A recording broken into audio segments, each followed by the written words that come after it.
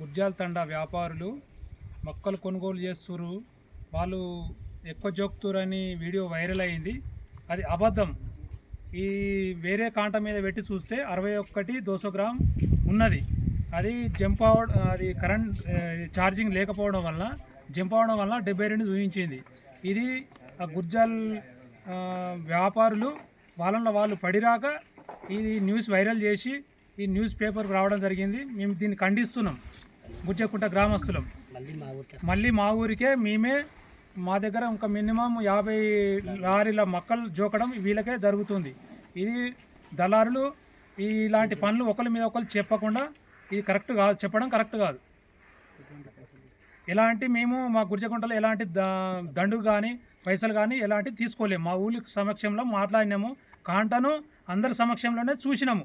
61 200 gram వచ్చింది, మళ్ళీ వేరే కాంట మీద పెడితే. ఇది నిజం.